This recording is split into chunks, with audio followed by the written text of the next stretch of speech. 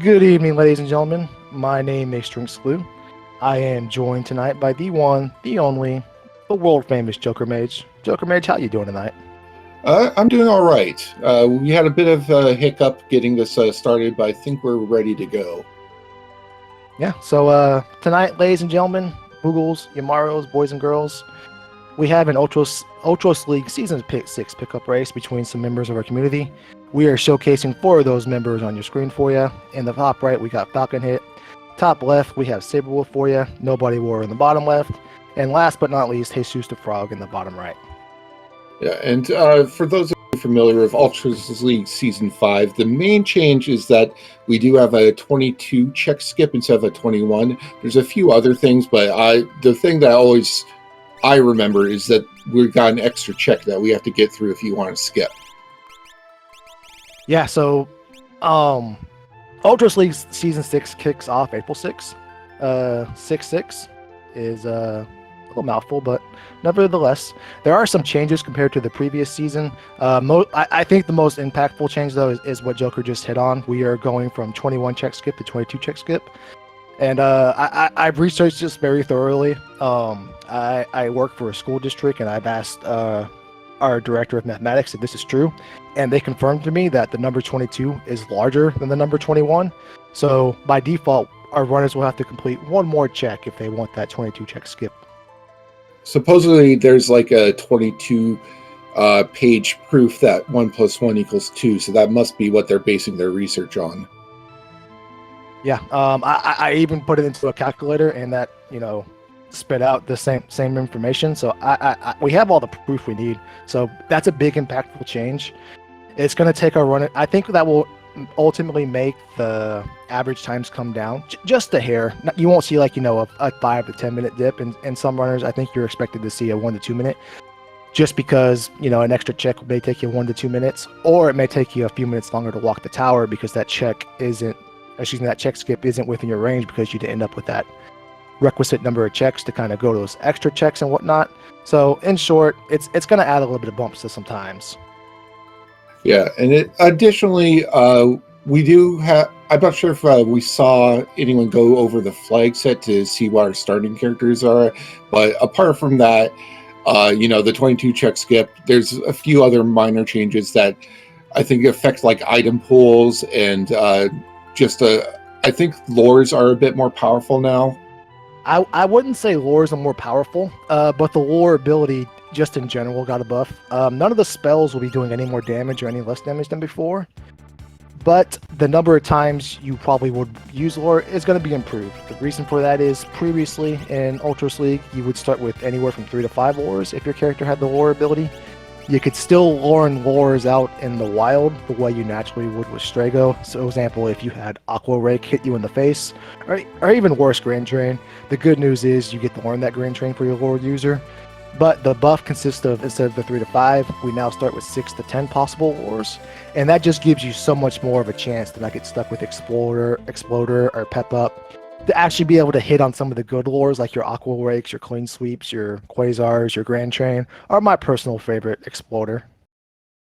Yeah, and we are having a bit of issue with Nobody War's timer right now, but I will see if I can work on that. Meanwhile, we do see actually quite a bit of divergence. That looks like Albrook on Saberwolf's side, Narsh on Falcon Hit side, Returner Camp on Jesus Frog, and then Nobody War is doing South Figaro. So everyone decided to go somewhere else.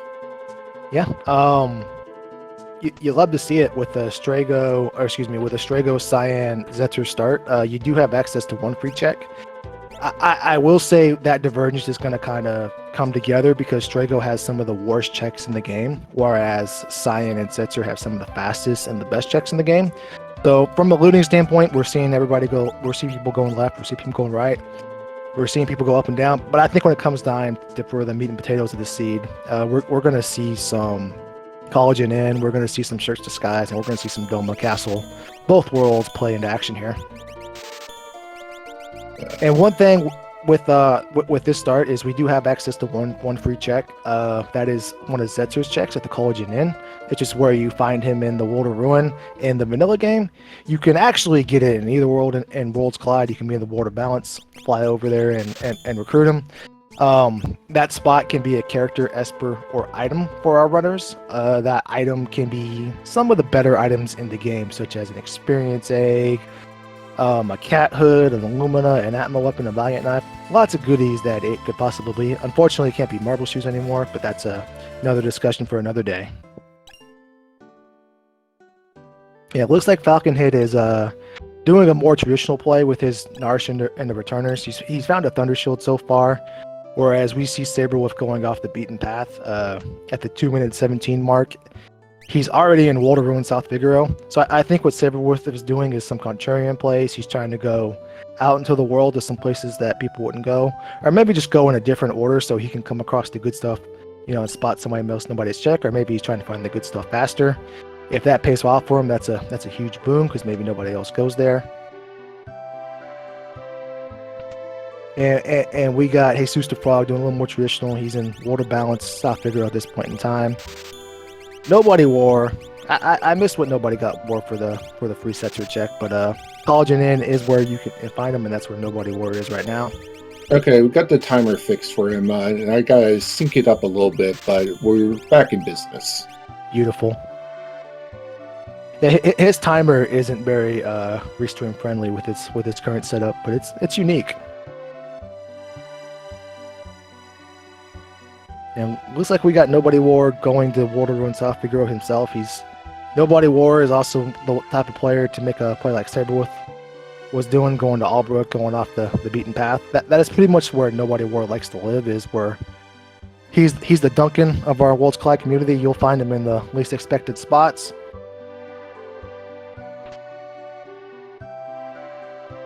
Yeah. And I am also going to be trying to do the tracking for this. So if for some reason it's not quite accurate, I do apologize. But we'll do the best we can for this.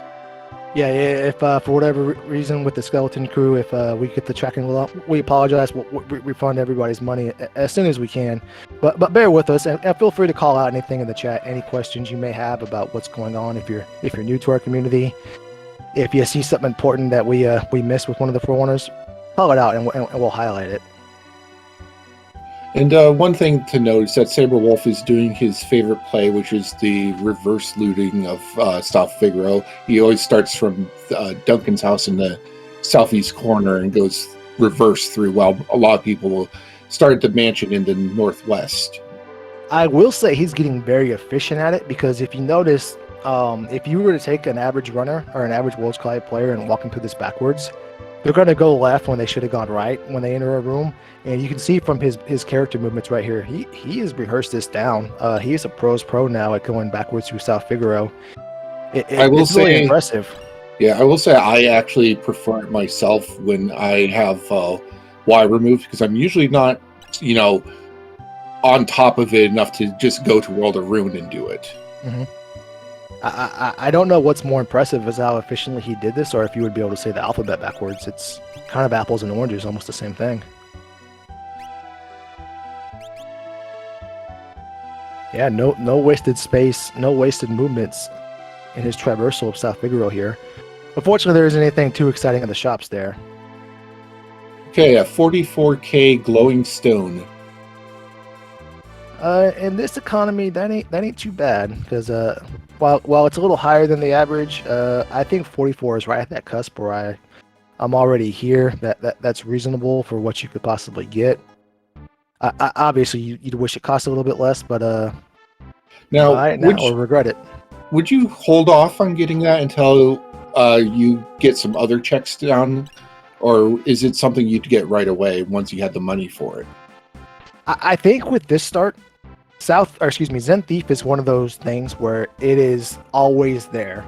So what I mean by that is, let's say we had a lock Celeste set to start. That means we had access to 4 free checks plus the Zen Thief. So you probably wouldn't want to do the Zen Thief or cut off one of those free checks there, just because you don't want to risk pushing up your scaling too much. What I mean by scaling is that in Worlds Collide, or Ultras League, and most World Collide seed the level of the enemies revolves around the number of characters, espers, and dragons you have defeated. So by default, if you start with 3 characters in Ultras League, all of the monsters are level 6. There's actually a 1 to 3 buffer, so you can't manipulate the RNG with their levels, but nevertheless, they're about level 6. And if you had a lot more free checks at your disposal and you came across quite a bit of number of espers or extra characters, you run the risk of pushing your monsters up to an unkillable level and putting yourself at a severe disadvantage. With this type of start where you only have the 1 free check, if it's convenient for you, and you're able to navigate your way down there and afford it, I am all for doing the Zen Thief early. Yeah, and Falcon Hit did in fact do it, and we do know that that is Unicorn. Yeah, and that's one of the perks of doing that. This early when you only have the one character start with the free check, because ultimately you need to be able to get something underneath your feet as far as an offensive standpoint. Yeah, that Unicorn had break and looked like a few other things on it. Yeah, and then break, while not immediately useful, it does have its use later in the game. What you're hoping for, though, is more access to a spell like Fire 3 or Bolt 3. Because so far, I think the best thing we found is Fixed Dice. And that's great that Cedric can wear them. But that solves offense for one character. And the more offense, the more diverse offense you can get, the safer your traversal through a seed will be. So when you buy that Esper, your hope is obviously, it's one of the 9 you need. But then your second hope is that it teaches you, access to Bolt 3, access to Fire 3, access to spells that you can cast to get through your fights. And not only that, but also it's your 1 of 9 that you need anyways. So you might as well get going with it.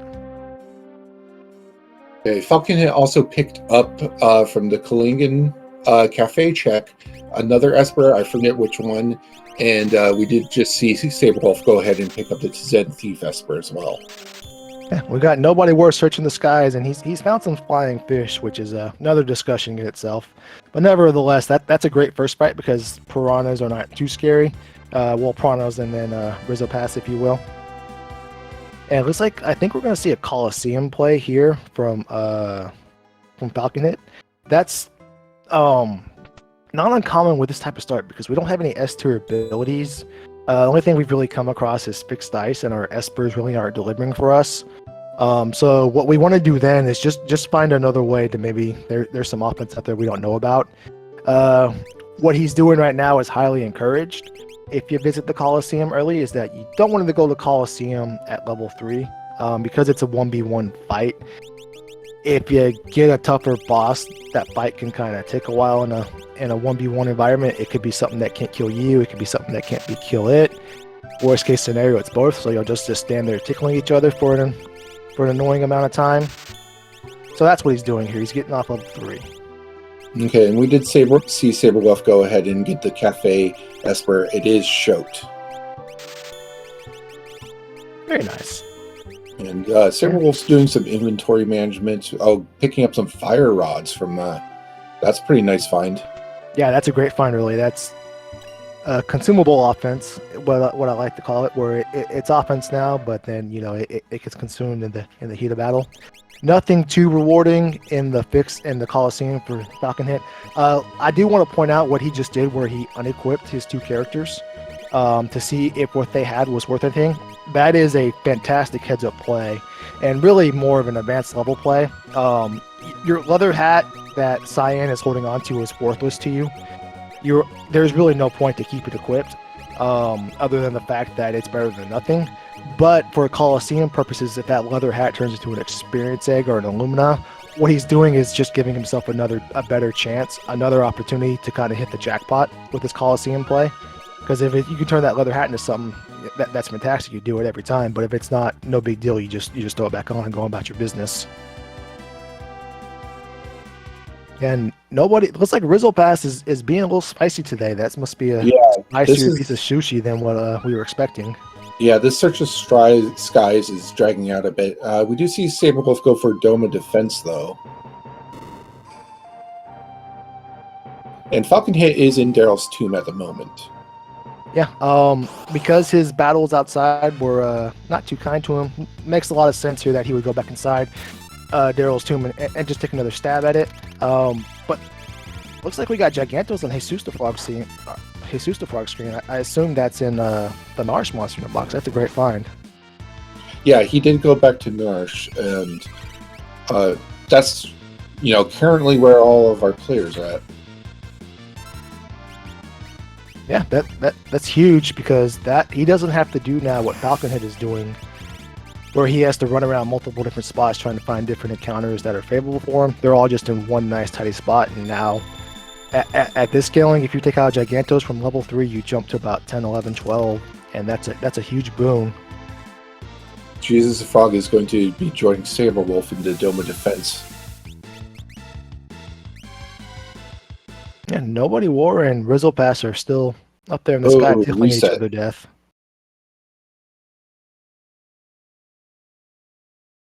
Yeah.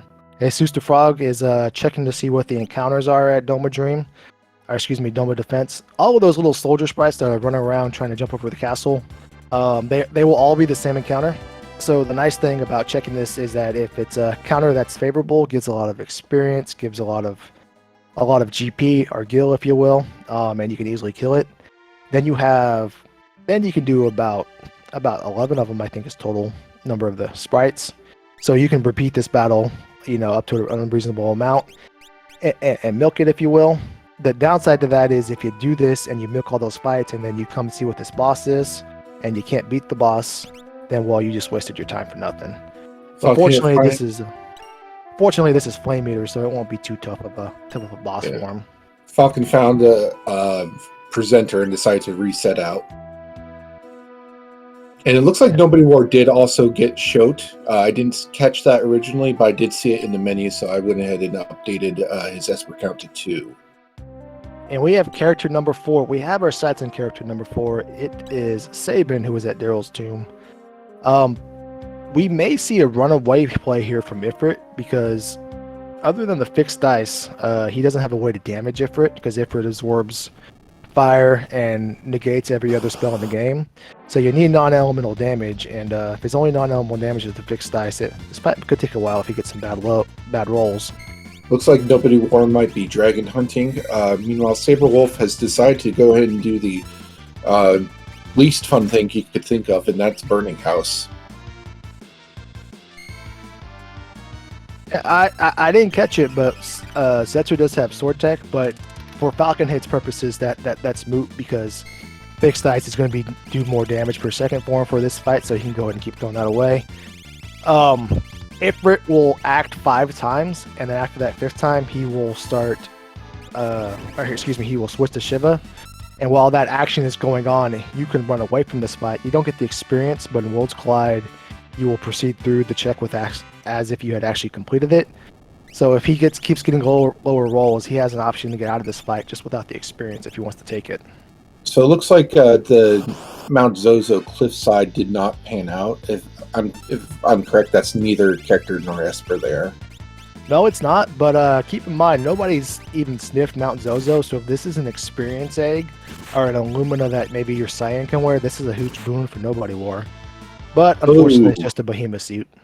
Oregs, and that kicks Saberwolf. Saberwolf's having a real rough time of it right now. That got Oreg fights in Burning Castle or Burning House. Oh no. Yeah, that's the risk you take sometimes when you try to go to somewhere like Burning House. The fantastic idea is nobody else may come here. The downside to that is you have to go through a lot of fights, and those a lot of fights are not friendly. Well, you're not going to have a friendly time. And I think Jesus Frog saw that Zen Thief is about 11k cheaper in World of Ruin. With interest rates the way they are today, that's a no-brainer. You gotta take that savings every time if you can get it. I think he's currently, so that should be enough if I saw the price correctly. Looks like Saberwolf finally got his first encounter that he could clear. Oh, just shy. Just shy. Yeah, sells a remedy, that'll put him over. And Falcon Hit is through. Yeah, he will get access to his saving now. That fight took a while, a lot longer than you would hope for a Shiva Ipper fight. I almost wonder if he had considered running away, because with your saving now, you can go to Imperial Camp and get some more levels underneath your belt that way. Yeah, Saban opens up quite a bit for the players. Yeah, so Saban also is going to give us access to Collapsing House, which houses 2 Monster boxes, which is Falcon Hit is the only runner that knows that Saban's there and that has an option. So if he's able to find that offering the pair with his fixed dice user Setzer, that's a huge boon, because now his Setzer actually acts 4 times in 1 turn instead of 1. And his DPS will shoot up substantially, because everybody else is really just a character version of a water gun right now. There's not much meat behind those bones, if you will. Except for speaking of bones, Nobody War did defeat Skull Dragon, and so is the first to have a dragon done. Yeah, that's dragon number 1 of We Hope Mini. ABCD, my dog. Always be courting dragons.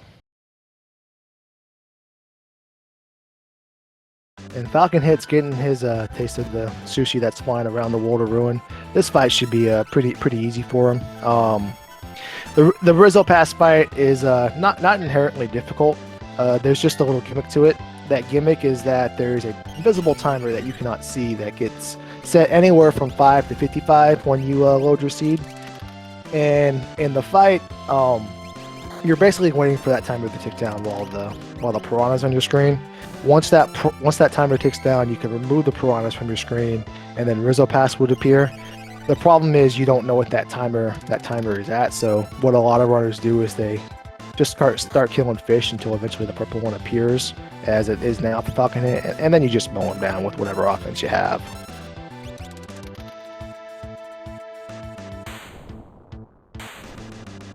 And Saber Wolf is through Doma Defense. Very nice. It looks like we got Nobody War doing a Castle Del Fuego play himself. Nobody War showing off here that while Saberwolf was in the World of Balance to do his Burning House, Nobody War is in the World of Ruin. And Burning House is not world exclusive in the Worlds Collide. You can do it in the World of Balance, you can do it in the World of Ruin. Whatever one is most convenient for you is where you can go take on that challenge. And there is no difference whatsoever what's inside there, what monsters or house does, or what the ward is, based on which world you go into it at. Okay, I did notice that earlier Jesus Frog did complete Doma Defense. I didn't see the reward at the time, but it is Crusader. Very and Falcon nice. Head has gotten the Zone Seek from Search the Skies and is now doing Mount Zozo. So Falcon Hit is the tough times in this economy. Falcon Hit is not immune to. He does not have the 1,000 GP right now. He's only at 391. So if we could, we would loan him some money, obviously with a very high interest rate, but unfortunately we can't right now, or else the integrity of the race would be shot. So he's going to have to take off his Moogle Charm and take a fight, and hopefully he gets about 609 GP from this fight or more, so he can afford to pay that madman who is walking around with a bunch of Doom Dragons. Ooh, double Doom Dragons. This is the ultimate risk reward fight. Whenever you see this fight, or you see this encounter, you're basically presented with a big treasure chest of XP, but that treasure chest has a lot of sharp teeth and can take you down fast. The reason for that is, right now is what we're seeing, is Fallen 1 can come out of these guys, and they have a number of nasty AoE attacks they can throw at you, or they can just touch you, and if they just touch you after you've been Fallen 1, you obviously die. Nobody War is getting his introduction to the double Orog fight in the Burning House. Luckily, he has plenty of smoke bombs, so he can nope out of those a few times. And he's going to have to nope out of those a few times, unfortunately. Saberwolf is in Doma Dream and got to put on a Moogle Charm, so he's taking a fight here. Maybe that's intentional, though. Looks like Falcon had to reset, though. No, and again, that big pot of gold at the end of the rainbow and those Doom Dragons, sometimes that pot of gold is hidden behind the scary monster, and Fallen 1 really did him in. Oh, unfortunately, he has to redo his Search Disguise because he didn't save. It was a fairly quick fight for him, so it's not going to be that much of loss of time, but it is a time loss. Yeah. One of the things about Worlds Collide is that there is a baseline for your time for every seed. And what do I mean by that? Basically what I mean, there is a number of time you have to spend in encounters. There's a number of time you have to spend watching animations. There's a number of time you have to spend traversing the world to get to your various spots. And that kind of builds up a baseline for the seed that ultimately everybody has to experience. Nobody has unlocked the secrets of instant transmission, such as Goku, to apply that to Worlds Collide. So you got to fly around. You got to do some walking. You got to do some flying around. You can warp stones out of some things, but warp stones usage is few and far between. So that kind of builds up to what I call that baseline amount of time. So where seeds are decided is that time that gets added to that baseline. So while that time loss that Falcon Hit is experiencing there seems real minimal, seems like maybe, as I explained earlier, there's a timer between 5 and 55 seconds. So we're going to add that amount of time to Falcon Hit's total, plus whatever it takes him to sit through this animation, plus whatever time it takes him to fly on back to Mount Zozo. All of that's getting added. And while it may only be 90 seconds, maybe it's 2 minutes, and that seems real minuscule, that is actually a much larger percentage of the pull of time he's adding to his run than what you may think, because that baseline is basically adds up to like anywhere from 40, 45 minutes, maybe 50 minutes that everybody has to do, depending on what the seed makes you do and makes it what you don't do. So if you think about that with the player of Falcon Hit's caliber, how he can consistently finish under a 115, that basically means he has anywhere from a 25 to 35 minute of time that he has control over. So when you add 2 minutes to that type of time, that's a huge larger sample size than his minute 15 when you consider that it's 25 to 35 minutes. Yeah, and it looks like Falcon Hit has decided on the same thing Saberwolf has, is doing Doma Dream now. Yep, and no shame in that. Come back when you can afford the WD-40 from the thief. Jesus the Frog is also taking down Skull Dragon at Mount Zozo. Yeah, he's going to get a Valiant knife here as well. When Nobody War found it, I didn't see if anybody could equip it. In the vanilla game, only Locke can equip it. But in Worlds Collide, in Ultros League, characters have the access or the ability to equip all of their regular equipment they can in the vanilla game. Plus, they get a 33% chance to equip anything else they may come across. So basically, each one of his characters has a 1 in 3 chance of burning that Valiant knife. And if you add that up to some percentage, it adds up to a decent percentage that somebody could wear it, but it's not guaranteed. Saberwolf is showing us a Vanilla Stooges, and we'll see Falcon Hit join him shortly. Jesus the Frog is going to get the news that cliff is not what we wanted it to be, and Nobody War is in Ebbets Rock right now. Yeah, and Nobody War staying off that beaten path. As I mentioned earlier, Strago's, to put it bluntly, Strago's checks suck. Strago has access to the Burning House, he has access to Ebbets Rock, he has access to Phoenix Tower, and none of those are a fun time. What Nobody War is experiencing right now is called being at the RNG God's Mercy. He has to run around to a bunch of chests, open them, and hope it's a large number. But that chest can be anywhere between 1, 2, 3, and 5 pieces of coral. He needs to accumulate 22 pieces of those coral and then give it to another magical chest that is hungry for some reason, and then he gets access to fight the boss. So fortunately for him, it's tunnel armor. But Ebbets Rock can be incredibly infuriating if you have some low rolls on your RNG, and then you get up to the boss and it's a tougher boss. It can be a pain. Jesus the Frog is showing us one of Saban's really quick checks, the Collapsing House. He got Saban from the Daryl's Tomb and is now able to go back to Zen and do this. Yeah, I'm really hoping Jesus the Frog does both of the monster boxes, because he can unearth some key information about the seed, and that key information I touched on earlier is the offering, and there it is. That is a huge boon for Jesus the Frog.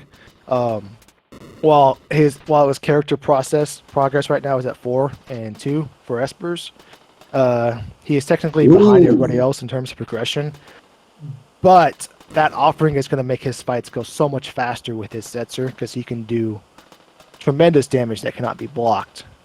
Ebbets Rock pays off its Realm. Very nice. Did we see Realm's magic power? It was probably high, I'm guessing. I heard she has good magic power, and she has an appropriate nickname to support that.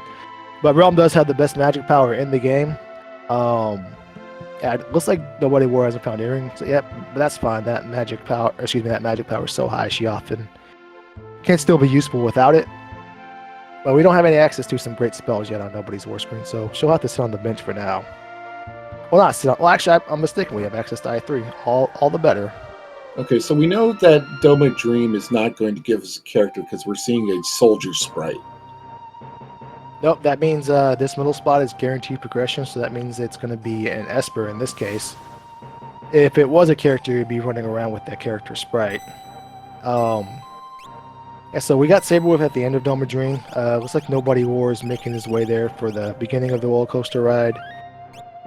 And we haven't seen all the savings checks, but we may have some continued divergence because with Realm and Saban being on the starting character's pass, that means there may be two way through the seed to get our requirements. What I mean by that is basically Realm could possibly lead us down a path where we end up with 6 characters and 9 espers, and then Saban could do the same thing where there's enough characters behind Saban gated checks that our characters or runners never have to visit Event Rocks, and they can get the requirements that way. So we'll see. Yeah, and meanwhile, we do see that it's every day is Arm Day on Saberwolf's screen. It's Fumbaba at the Rexall spot. And we did, I think we mentioned that it was Vanilla Stooges at the earlier spot. Yep, yes indeed. And do you know what Fumbaba is weak to, Joker? Not lightning. He's weak to leg presses. Not the bicep curls, but leg presses are his weakness. He does absorb lightning, but he is actually weak to poison, but poison isn't a very good element in Final Fantasy VI, so we just say he's weak to leg presses. And I did miss what the collapsing house reward was, unfortunately. I did as well, but it wasn't a character. Characters are infinitely more valuable than espers in Worlds Collide just because characters block your pathway to other espers and other characters. And also, there are 14 characters in the Vanilla game as opposed to 27 espers. So it is a huge boon when you can come across a character as opposed to an esper, just because characters are harder to find. Yeah, and chat is saying it was a Thunder Shield, which is useful, but it's also not an esper and not a character. I believe that's our second Thunder Shield because we found one in Returner's Hideout.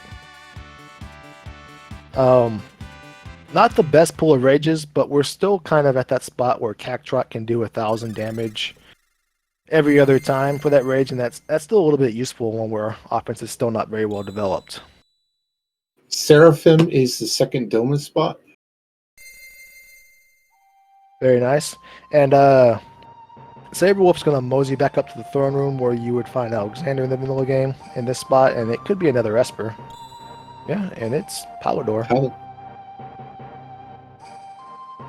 Yeah, so Doma Dream is, pretty useful right there. Very useful. That was Esper. Asus the Frog is going to show us what's at the bottom of Barren Falls. This could be a character, it could be an Esper. It's not going to be a character because Strago's already standing up, and it's a Magicite. It's Siren. Not a bad one to find. Not a bad one at all. And Joker, let me ask you another question. Okay.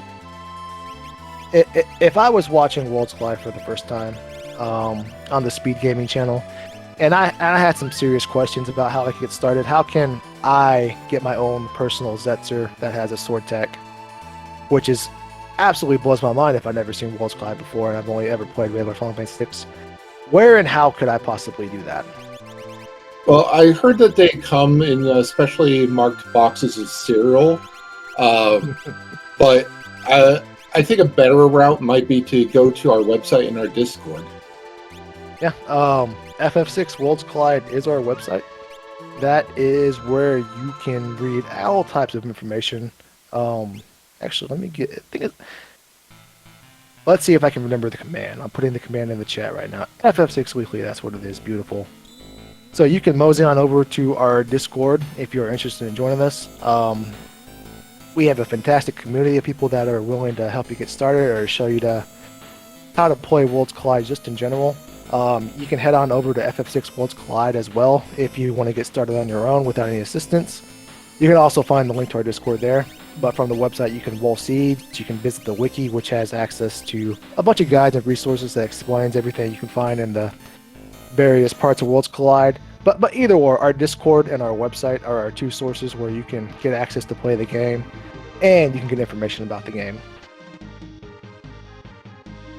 Yeah, so Falcon Hit is done with his Dome of Dream. He's gonna venture on back out into the real world from the dream world. Nobody War is getting his Pambaba fight. Saberwolf's gonna head on up to Mount Zozo and get the bad news himself. And I think Jesus the Frog is on Phantom Train. Yeah, that doesn't look like Dream Train. No, it does not, and I don't think those ghosts are too friendly, so he's gonna have to jump away from them here. Watch your step. Oh, no, he fell. We tried to warn him. That's alright, Strigo has access to Medicare. So, Falcon Hit, if he elects to take on the monster in boxes, is going to get his offering as well, because we know that's here, courtesy of Jesus the Frog. Where did we get... I'm sorry, where did we get the Valiant knife earlier from? Do you remember? Saberwolf, if you stay tuned to Saberwolf screen in the top left, he's going to show you here in just a few moments. Okay. But so it was the Mount Zozo dragon. Yeah, that Valiant knife pairs really well with the offering. Oh no, Valiant knife and offering is the best possible combination in the game, in my opinion. Their offering typically gives a buff, but you get the force. Excuse me, a debuff, but you get the 4 swings to your damage. But the HP bonus does not suffer that penalty, so it just basically multiplies your damage by 4. And, unfortunately, Jesus the Frog has a very awful Ghost String boss fight. Oh no, that is not ideal because so fun thing about the offering and Valiant Knife is it is my favorite thing in the game, but it is also the favorite combination of a zombie too, because a zombie character has 0 HP, and when you have 0 HP, you do a lot of damage with your Valiant Knife swing. The downside is you do a lot of damage to everything on the screen, including your own teammate. So weapons that ignore defense on your own party. So a zombie, that is awful. That's a bad feeling for Jesus the Frog. Very unfortunate. So right now, it feels like Falcon Hit's got a fairly solid lead in terms of both characters and espers. However, Jesus Frog and Nobody War also have found their 4th character. Saberwolf, I think, is still hunting it down. So we'll see if he checks Ebbett's Rock or if he ends up going to Daryl's Tomb first. Yeah, and as I had mentioned earlier, I thought that offering put Jesus the Frog in the driver's seat, but unfortunately, that wipe at Phantom Train, he's he is giving away the pole position now, and I think Falcon Hit's more pieces of progression now are carrying him more weight because he has the offering as well. So he's just gonna keep on cooking. Well, Jesus the Frog has to make up that little bit of time he lost on the Phantom Train. Actually, it's a substantial amount of time because you have to walk all the way through Phantom Train and then walk back if you want to go through it, or you just spend all that time just walking through nothing. Saberwolf doesn't have Warp Stone, so unfortunately he's going to have to walk out of Mount Zozo. I wonder if he went there under the assumption that he had Warp Stones and maybe he just made a mental mistake. We'll be sure to ask him that later on. We do see Nobody War doing Daryl's Tomb, so we'll have both Rum and Sabin. I don't think we've seen any of Realms checks from Nobody War. Maybe we did, and I missed his. No, I don't think we've seen Esper Mountain or Ozer's Mansion yet. No, Esper Mountain is an incredibly fast check, so I reckon once he makes his way there, that would be the first one he would make his way to. If Falcon Hit is getting his Thunder Shield for saving the child, there are worse things you can get for saving someone's child from immediate danger. And we'll see where he goes next. We know the character is not at Barren Falls. We know the character is not at Phantom Train for saving. So that still leaves Mount Colts and possibly in Imperial Camp. And the ever popular Kefka and Nursh. Yep, that is true. If we have to go all the way up the character, Kefka and Nashper character when we've already found 2, that would be highly unfortunate and highly bad RNG. But as someone who loves RNG and the misfortune it can cause, that would almost be poetic. Yeah, so Falcon Hit's gonna take on this boss up here at the top of Mount Zozo. Can he defeat the boss this time? Yes, he can. He defeats the boss. He defeats the thief. He has 1,000 GP. He's able to claim the treasure now on Mount Zozo. Yeah, and so Falcon Hit, I think, is the last person to do Mount Zozo. Saberwolf just entering Daryl's tomb. So all 4 of our racers are going to have Sabin at the end of this. So Mount Zozo is a fantastic check because it gives you access to whatever Cyan's reward is top of the mountain, but obviously the dragon that you can fight on your way as well. Assuming you have warp stones, it's not that big of a walk. It's just a bigger walk when you have to do it twice. So that's why we've seen everybody make their way here so far. It's a fantastic check. Unfortunately, tonight it is not what you want it to be, but part of what makes it again so fantastic is the dragon you get to fight on the way, because that dragon is going to drop a valiant knife now for Falcon Hit, and that's really what you want to do when you kill your dragons. It's great you get your experience. It's great they give 50 ability points in Ultros League, but the real boon to me is whatever they can drop, because again they can drop whatever item you can get from a check, and it's such a great pool of items that you can get, and they're all almost a game breaking in some way. Even the Behemoth suit, because it's such a nice stat boost. You shrug when you get it, but then you always end up equipping it anyways, unless you already had one or something better. And there's not much better than the Behemoth suit as far as armor. And once again, I will mention I am doing what I can for the tracking, but I think my esper counts might be slightly off, so we could have slightly more espers than are currently being shown. You know, objects in the mirror are closer than they appear. Esper counts are also closer than they appear. So Saberwolf's going to get his saving. Jesus the Frog is not going to unearth any new information from us from this Stoma dream. So, chat, ladies and gentlemen, where is character number 6? Some of the possible spots it can be is Realms 2 checks. They could be at Owzer's, it could be at Esper Mountain, it could be at Imperial Camp, it could be at Mount Colts, and last but not least, it could be at Kefka at Narsh. So where do we think it is? Personally, I'm going to root and pray and hope that it's at Kefka at Narsh. What about you, Joker?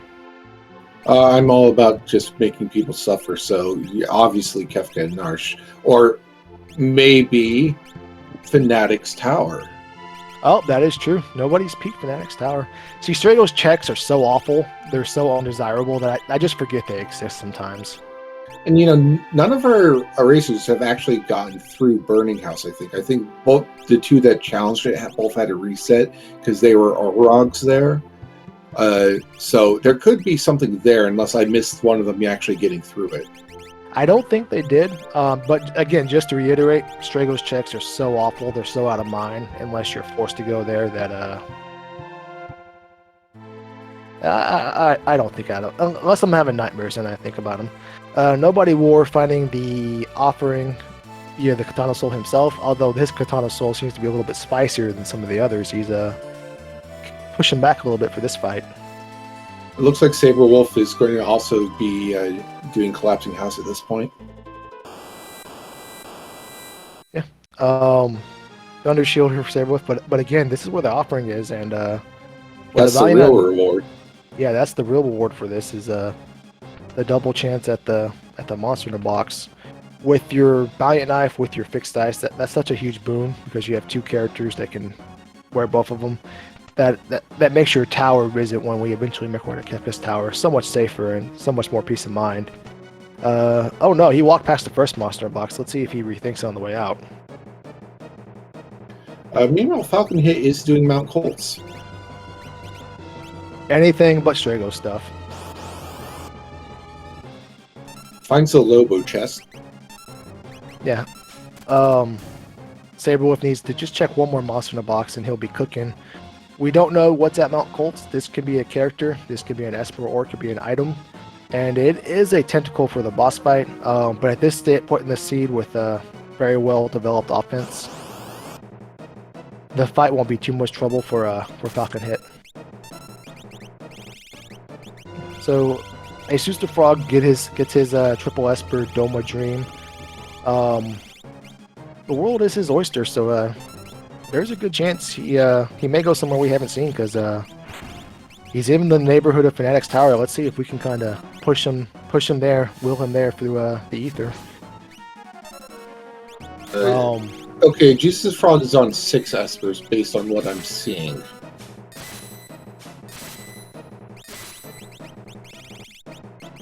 And we haven't seen anyone else's espers menu yet, so I'm not entirely certain where everyone else is at, but most of them, I think everyone has gone through Dome of Dream at this point, so they all have at least 3 espers.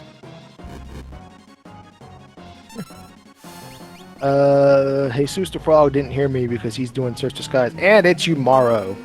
So we have an avenue to unlock Kefka, possible avenue to unlock Kefka, and that exists at Mount Colts with Yamaro. Saberwolf is through Katanasil, so everyone has an offering. So Yamaro only unlocks 1 check for our runners, but the fantastic news about Yamaro's check is that if you decide to head up there, you can do 2 other checks on your way. Well, you have to do at least one of them. The other one is optional. You get access to the Ice Dragon while you're on your pathway to Yamaro's residence, and you also have to go through the Tritox spot. The Tritox spot could be an esper or an item, but it cannot be a character. And obviously the dragon is a dragon. It gives you a high tier item, it gives you a bunch of ability points, gives you a bunch of experience, and dragons are very little threat. Falconhead's doing Doma defense at this point. I recognize the flame eater, but more importantly, that Yeti means that Falconhead can attempt the Joker Mage challenge, which is defeat the Yeti using the Yeti. So far, no one has done it. Nobody has done it yet. We do see Nobody War going through Imperial Camp. Yeah, this will be some more new information for us because we haven't seen what is here yet. That Wooly is a fantastic rage, but I don't think Nobody has War has a 7 yet, so he can't utilize it.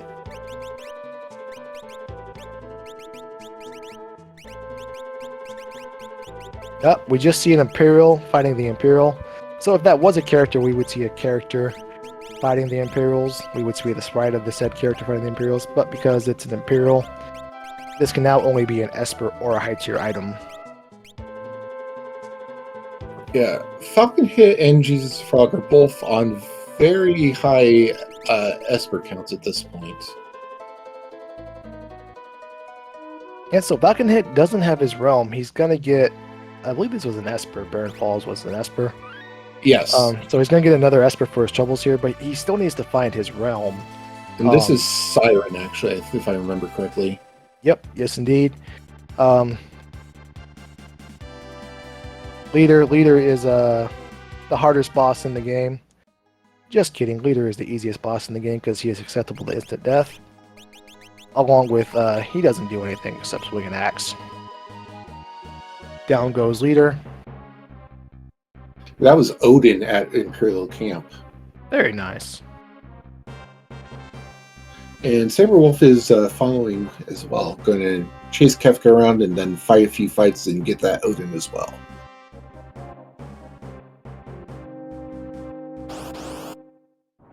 So Jesus the Frog must have heard the good news that Odin was at Imperial Camp because he's on his way there as well. Yeah, we actually have all 4 runners in the same, probably, a couple square miles in real estate in the same world at the same time. That's pretty unusual at this point in the seed, but that just goes to show the power of Saban's checks. Saban has a lot of checks, and they're all very, very fast and very, very convenient. Even Mount Colts is as long as you think, just because the animation time after doesn't take very long. It's a longer walk, but not a lot of time waiting, so it's not the fastest check, but it's also not the longest check. So fantastic character, and just showing the power of Saban's checks to everybody is in his neighborhood at the same time. With this freshly acquired Yamaro, looks like Falconhead's gonna head up the Narsh Mountain, take on the dragon. I would assume. Obviously, he'll have to take on the Tritox Blight, and we'll see if character number 6 is here for him.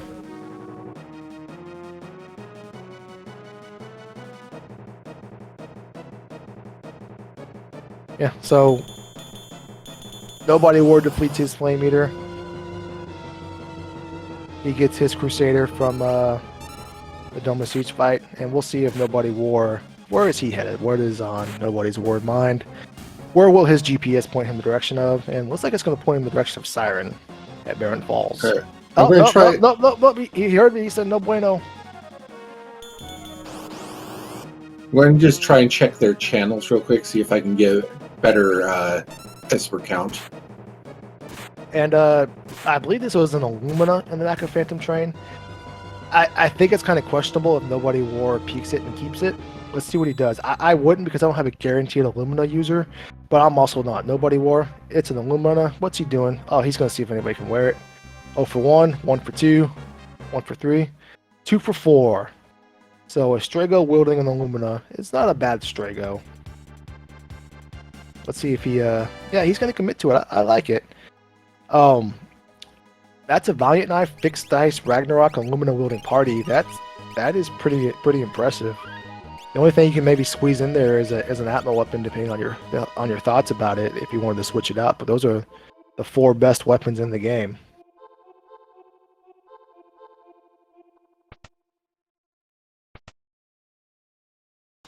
So, Saberwolf is going to get his Illumina. Let's see if he makes the same choice as Nobody War to keep it.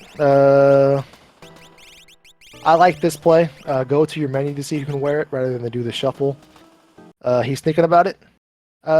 He nopes. He says If no fucking yeet. hit is on 7. No yeet for Saberwolf. Yes yeet for Nobody War. So differing opinions there on an Illumina at this point in the seed. There is no wrong answer. There is no right answer. But it's something you could argue for ages. Now, if it was a piece of armor or an elemental shield, I 1000% would nope out of it. But an Illumina, that's a tough one. Let's see here. At Tritalk, we have Guardian for a Falcon hit. I am actually a big fan of running into Guardian. I wish I ran into Guardian on every seed I played.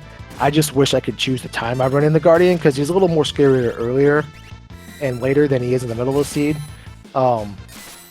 Just because he gives such a huge boon as far as XP, and he's not that scary. As long as you have the tools to deal with him, he's not scary at all, and he goes down very fast. And it's just a nice, consistent experience boost versus you get when you fight a pair of tentacles or cranes or when you fight leader.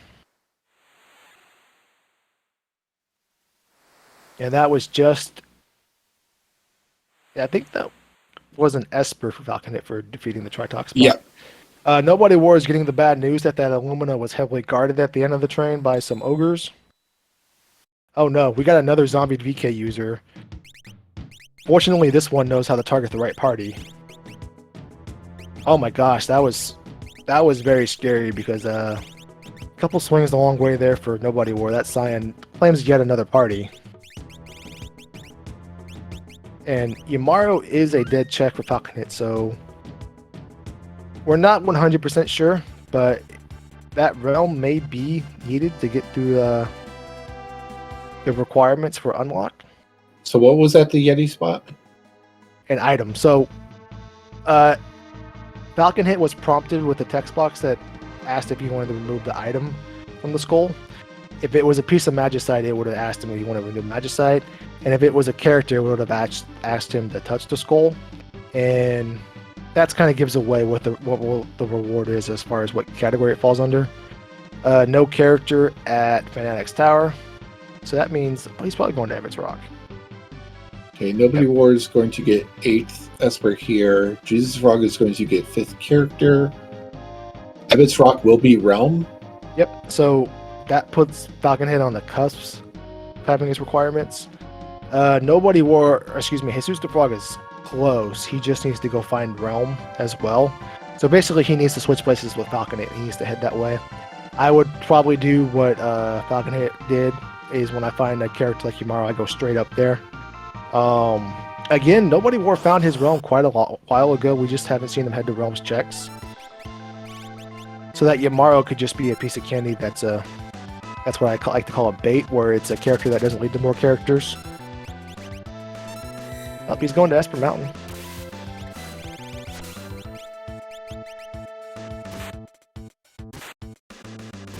And yep, that's Terra. So that gives Nobody War character number 6.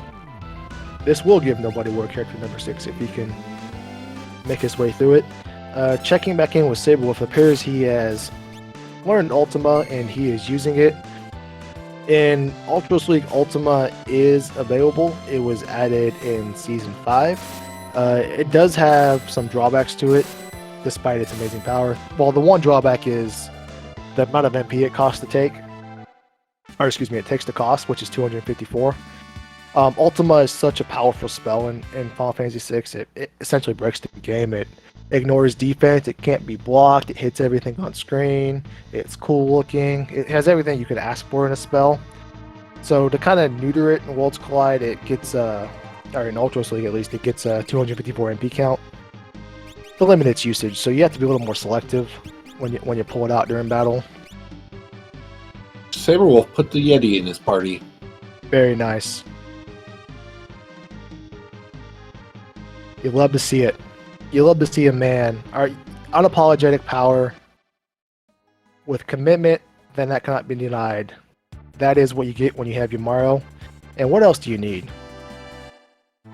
What else could you even hope for?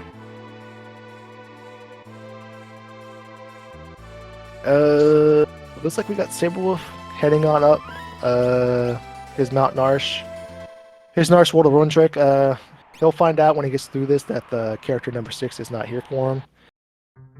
At least he'll get one more Esper for his troubles. So Nobody War is now on 6 characters, slightly different composition, having found Terra. And Falcon Hit finds Terra as well. Falcon Hit must be close for Skip. Well, actually, he may not be close to Skip because with Realm, with the amount of checks he has open, he has Burning House, Fanatic's Tower, or Alzur's Mansion, or Kefka and Narsh, and those are all kind of long checks. I think his play here is to hope that Terra's Welk Gate is a fast check, and that can lead to an Esper very fast, hopefully. If it's another character, so be it. That character is kind of likely to have a free check, such as a Shadow or an Edgar. And then you just kind of follow that path, and eventually you stumble across your 9th Esper quickly, or you end up with doing so many more checks that you have to get the 22 checks anyways to get your 9th Esper. So it's kind of just, trying to hammer through the rest of the seed at this point in time.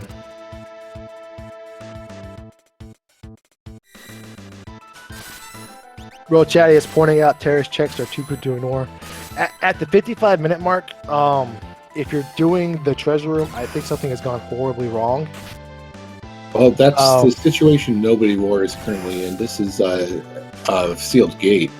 Yeah, so I fully expect Falcon Hit to not open a single chest, to just go power through and get to see what's at the end, because it only takes you about a minute and 50 seconds to get through this cave, and that's very, very fast. Plus you have access to warp stones probably. You can warp out and cut off a few seconds that way.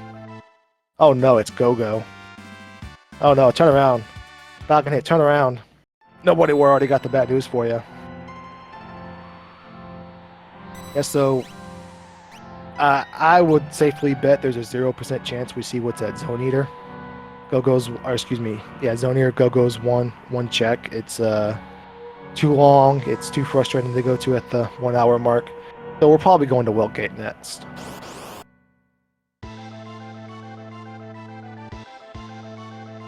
Okay. Jesus Frog is through Guardian, and Saberwolf is starting it. Now, keep in mind, there is one other spot that everybody has access to that could have an Esper, and that is the Auction House. The Auction House is considered 2 checks in Worlds Collide. Basically, the 2 Espers you get in the vanilla game. But in Ultros League, it is limited to just 1 possible Esper being there. So there is a chance, if you have some money saved up, that we may run there. Nobody's War is going to tell us what's at Welk Gate first, though. But something to keep in the back of your mind, we may see a character dart for the Auction House.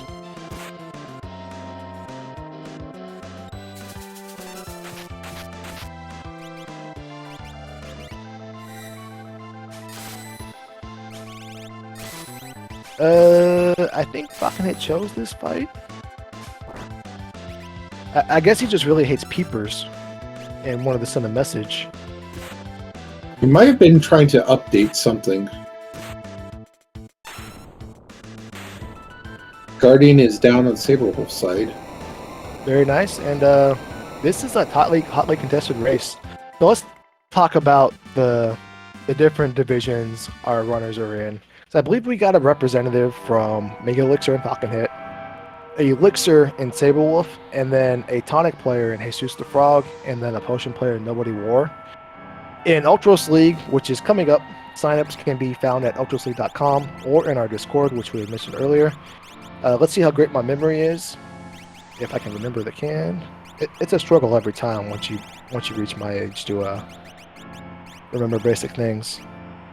There we go. In the chat is the link to our Discord, or ultrosleague.com is where you can sign up to participate in the Ultros League opening April 6th. Our Ultros League is divided up into 4 divisions, which is the Mega Elixir, which we mentioned Falcon Hit, is a part of the top bracket, or the Tonic, which is our entry-level bracket. So you will be grouped together with players of a similar skill set. If you're starting out, you'll be placed into the Tonic League with similar starting out players. Free to join, no commitment whatsoever. Well, the commitment other than that, we ask you to play the game. But it's a fun game. Nevertheless, ultrasleague.com, signups are available, signups are ongoing, and the season starts April 6th. Falcon Hit and Nobody War both got an esper from that wealth check. Yes, so we are neck and neck. Nobody War has the requisite levels to finish the game. He's in the mid-30s. Falcon Hit as well. I will say, though, and this is partly commentator curse I am hoping for, but also the realist to me is that we haven't seen too many scary fights outside of Kefka's tower. So we're kind of due. Yeah, we haven't seen any statues. We haven't seen Magic Master. We have seen the Guardian, but that was pretty easily dealt with. Guardian is much scarier 1v1 than he is when you're a full party, when you've in the middle of a seat and your offense is cooking. When you have to fight him with your, Strago that has just access to Fire 3, it's a little harder fight. But all together, it's not too bad. But as you mentioned, another one that we could possibly run into is Doomgaze, and Doomgaze is one of the least sought after bosses in a 1v1 situation. So just by the sheer numbers of it, there's a decent chance we run into those into Kefka's tower while all parties compromised, and what the seed could come down to is who handles that the best. Falcon and Nobody War have both decided to take Copper House Dragon.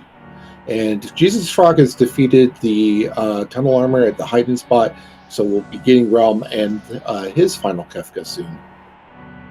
Joker, for their streams, can you see their check count? Are they at 20? Any of them at 19 or 20 checks? I'd have to pull them up again. I closed them after I updated my Esper thing, so give me a minute or two. No, you're all good. So just to mention, touching on that earlier, the reason that's pertinent is that at 22 checks, our runners unlock Kefka's Tower Skip. What that means is that rather than start the Kefka's Tower's climb at the vanilla spot where you jump down and there's a bunch of lights for some reason, and then there's a crane that's flying around that can take you out, our runners can actually skip ahead of Kefka's Tower to the Stitchy switches where your party kind of congregates naturally. So Nobody War is on 20 checks. Yeah, Falcon Hit must be in a similar amount because he's going up the middle lane. The middle lane consists of 2 bosses. The Toilet Atma, which you can fight, which in the vanilla game is the Inferno. The Atma spot. And then there's a dragon on your route. Those count as 2 checks, so if you're at 20 checks and you need 2 more, you can spend your time traversing the tower fighting these 2 bosses rather than walking through it, not getting the experience, not getting the items. So that is the play here. That's a fantastic heads-up play from Falcon Hit. Let's see if Nobody War does the same thing. Yeah, so Falcon Hit is also on 20 checks. Nobody War is going to just go the traditional path through the tower. One of the risks you take when you do this is that if that Toilet Atma dragon, or that Toilet Atma boss is a scary boss, you kind of walked in here for nothing, but this time it's just Air Force, who is a scary boss in himself, but Falcon Hit at this point in the game is more than equipped to handle him. Jesus the Frog is on 17 checks. Yeah, so with his requirements, he will be going straight through. Adamuckies, if is that Muggles? Muggles? I apologize if I'm butchering your name. But how many checks you are to have to recognize? I believe there are 65 total checks in Worlds Collide. Some of them are character specific. Well, all of them that are gated behind a character are character specific, but there are a handful that are not character specific, such as the auction house we mentioned earlier, the Send Thief at the start of the seed. All of the dragons, unless they're behind a character that walls you to get access to them. Those two are the dragon at Mount Zozo. You have to have Cyan to get there. And then the dragon that's in Ancient Castle, you have to have Edgar to get down to there. So those all count as checks. So there's a decent number of checks that don't exist behind a character. But in short, I believe it's 60. If it's not 65, it's one more. It's like 62 or 65, somewhere in that range. It's... And speaking of checks, Saberwolf is on 16. So Saberwolf is not in the check skip neighborhood yet, but you can always end up there with some. He should get Realm after this rock, but still needs one more Esper. Yeah, so if he's at 16 and he needs 2 more pieces of progression, he'll end up at 18 no matter what. So that is the neighborhood. It's just a matter if you want to pull in through the entry gate to the neighborhood and commit to it.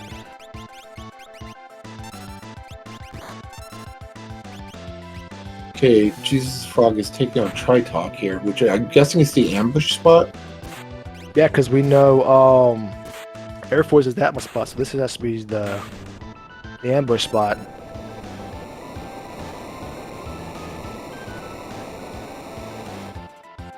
Now, luckily, he has access to Fire 3, so Tritalk is not very scary when you have Fire 3 because of his very, very, I cannot emphasize this enough, his very, very poor magic defense. Basically, it's like you're casting stuff that ignores defense when you target him. Yeah, so the nice thing about Worlds Collide is if you were to speedrun vanilla Final Fantasy VI, there is so much to learn. First and foremost, you have to learn about seeds.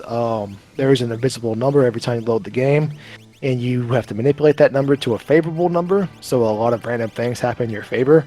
That alone, you pretty much need a PhD to understand. But in Worlds Collide, you don't have to know any of that. All you really need to know in Worlds Collide is the offensive side of the game, because defense is few and far between. Defense is important, but to be honest with you, it also isn't. Just your ability to navigate the trickier bosses like Falcon Hit on Poltergeist. Poltergeist was on his screen right now. Scary boss, but all you have to do is hit the A button because he has a defense or a weapon that ignores defense. And if you're aware of things like that, which fall on the offense side of the ball, you can compete in Worlds Collide and you can get going very easily. So Worlds Collide, I would say, is one of the more accessible, easier to learn randomizers that is out there. This is the Guardian spot, I think. So Poltergeist came down from the tower and is taking the front seat instead of the back seat.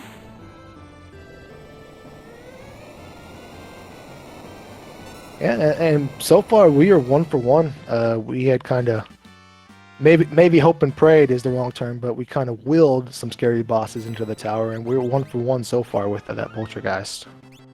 Let's see if we can go 4 for 4. Let's see if we can get another Magimaster or something. Oh, this is with that Valiant Knife offering. Magimaster is actually not going to be a huge problem for Cyan.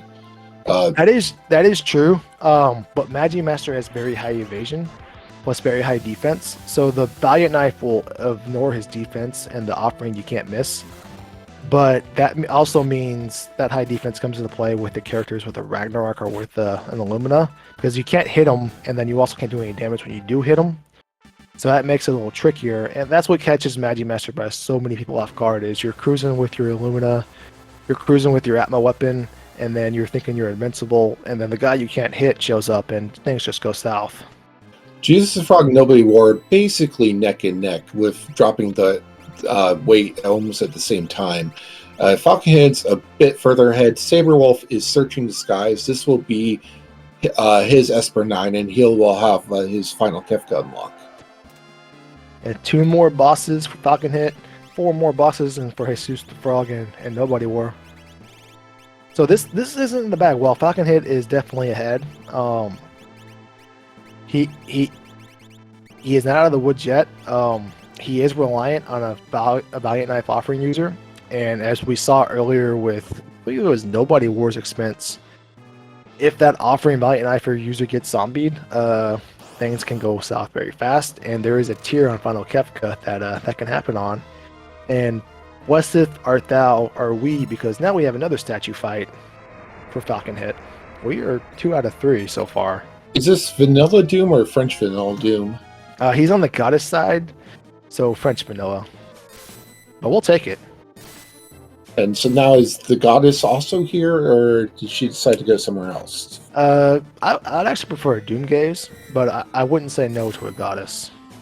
Yeah, Doomgaze would be a really nasty surprise for Falcon Hit. Like, right here at the end, I don't know what his levels are at, so he may be able to pass the math test, though. He's approaching level 40. So Doomgaze shouldn't be a problem because he has, I believe his next character is going to have the Illumina. Well, Nobody War is going to show us what's actually here, I think. How very kind of Nobody War to show us the Doomgaze. Nobody War character is level 35 and 36, so one of them's going to eat it. And Saberwolf is now final Kefka, so probably just going to try and do a few more things and then go in. Ghost Train, okay. We tried our best. Oh no, oh no. Oh no, okay. Mission, prices averted. His fixed dice character was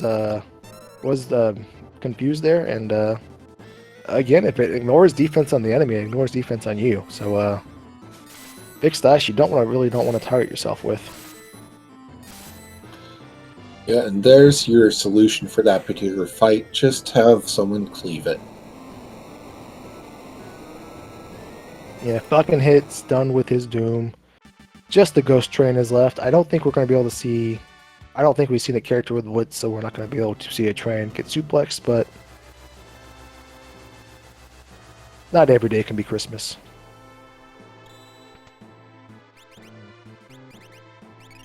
Yeah, it looks like Jesus the Frog is learning the hard way that Poltergeist is a tough boss. Out comes Arrow. Down goes Savin. But he is through the spicy chicken fight. Falcon Hit just has to get through this Ghost Train. You think he can do it? I am not overly worried. So here's where Ghost Train can go sideways for you. He does love to cast Evil 2 on his first turn, and as you saw in Nobody's Wars screen, Evil 2 can inflict Confuse. So if you target, so that's kind of the trap of Ghost Train, is that Ghost Train is weak to instant death, but it can also confuse you and force you to target your own party. So if you queue up an instant death attack, there have been an occasion or two where you queue up that instant death attack, you queue up that X zone, you queue up your Sword Tech 8, and then you turn around, you get Evil 2'd, and you target yourself and you wipe yourself. That is the appeal of Ghost Train from a meme standpoint, from a TikTok standpoint. But most of the time, that's what happens. He just goes down very easily. So Falcon Hit is through all statues and we're about to see our first on-stream runner go to the actual final Kefka fight. Jesus Frog and Nobody War aren't too far behind. No, not at all. Jesus the Frog is through the toughest fight that we've seen, which was the Poltergeist. Nobody War is doing the sides first, so at different parts of the puzzle, but same progress nevertheless. Yeah, and Falcon Hit is, again, our first one to challenge Final Kefka. There are 4 tiers to this fight. It is the only fight in Worlds Collide, or Ultra, that is unscaled. What we mean by that is that this fight will have all of the same vanilla stats, all the vanilla HP, all the vanilla battle scripts. Everything is as it would be in the vanilla game. So with that in mind, we like to play a little game called How Long Will This Fight Take, Falcon Hit? Get your predictions in the chat. For a baseline, an average Final Kefka fight could be anywhere from 8 to 12 minutes as a baseline if you're unfamiliar with our game. So with that in mind, get your predictions in the chat. I'm going to say 9-11. 9 minutes and 11 seconds. 8-12. 8-12 is a very, very generous prediction. I mean, it is Falcon Hit. I believe that was 1:11:58 start. Also, speaking of numbers, Falcon Hit is on 19 checks. You mean Saberwolf? Or yeah, I'm sorry, Saberwolf. So we'd probably have to do both Dragons and Toilet Atma in order to get Skip, and might just be worth it to go straight through, and does look like that's what he's doing, because he only has 2 characters for this ambush spot. I'm sorry, I was reading off the stream instead of the thing, so I'm bad. I'll forgive you, but don't let it happen again. So the reason my prediction is 9-11, I'm very much aware of Falcon Hit's skills and his status as one of the top dogs of our community. I also don't think his offense is... He has some pieces of the puzzle, but I don't think he has S-tier offense. I think you need S-tier offense to fort with a sub 8-minute time. He's got an A+ setup. That A+ setup is when you get around that 9-minute range. That Valiant Knife is doing 60k in turn. That's fantastic. It's going to carry through a lot of this fight. Unfortunately, we don't have access to Quick. I don't think we have access to Calmness Protection. So there's a few roadblocks, a few pieces of the puzzle we're missing. Not so many pieces that I think we can't complete the puzzle, but it will just we'll spend a little more time playing with the puzzle than. And Nobody War is starting his final Kefka fight. I'm not sure if Jesus Frog might have. That might be the last one he has to do as well. It should be.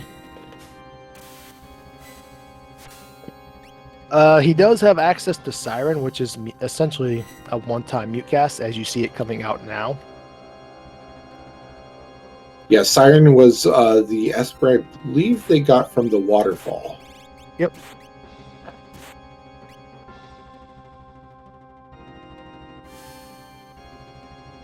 Yeah, this is a great play right here. To cast your ultimas, break your fire rods, or your shields on tier 2. Just because the more targets you can hit, the more value you can get out of it. I know a lot of people like to save them for later for their tier 3s and their tier 4s. I just have the stance that if you can use something to do 27,000 damage, use it then, rather than using it just this one time to do 9,199 damage.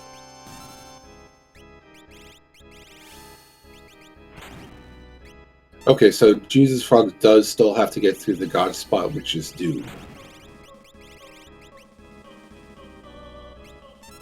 Yeah, so Nobody War on his tier 1.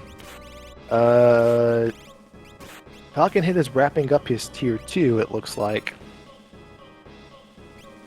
One more turn on each of these 2 pieces, and Falcon Hit should be good to go. Nobody War maybe risking a Quake counter. Maybe he has access to float? Ooh. That is one thing you can do, because the short arm can only do... Oh no, he lost his Zetzer. Yeah, I apparently missed the head going down, but... it happened so fast. Hey, Lizzie. But yeah, that's not a great way to... Not the best start here, is losing that Setzer.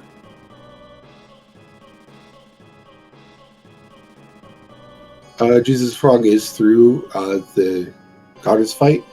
We'll be moving on to the final Kefka fight shortly. That is a scenario in Nobody's War where it's a debate where maybe you reset and you go ahead and go back and start over, and that way you get your character back. But if there's one thing I know about Nobody War, is that he has no quit in him. And as I was saying, he resets out and he's going back, and he will get... I mean, that's how it works. He will get his full compliment. That's the second time in like 3 weeks he's done that to me. He must be listening. Well, his character came up as Terra, and Terra started already knocked out, and then his Scion got knocked out as well. And so I think it was at that point you decide, okay, yeah, let's try this again. Looks like he didn't save after he had defeated his Doom spot, so he has to go back one level, one more fight, and I think he just threw up the GGs. So as we were saying, nobody war, unfortunately, took some critical punches, and no shame in that. It happens to the best of us. And we do see final Kefka coming down for Falcon Hit. So one more tier to go for Falcon Hit. Jesus the Frog is beginning his climb. Nobody Wolf is in the neighborhood of Final Kefka. He just needs to say hi to some of his neighbors first. Oh my goodness, look at that Cyan swing. And this is going to do it. It's a two-turn Final Kefka fight when you have a Cyan that is actually useful. Yep, and that puts a bow on this present 117.45 for Falcon Hit. GG's Falcon Hit.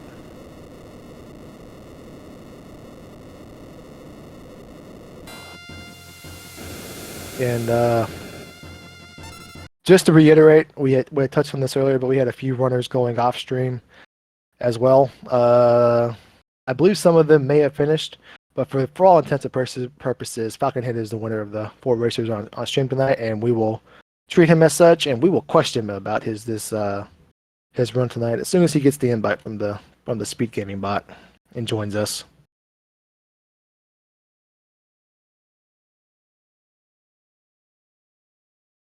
Meanwhile, Jesus the Frog is putting a bow on his tier 1.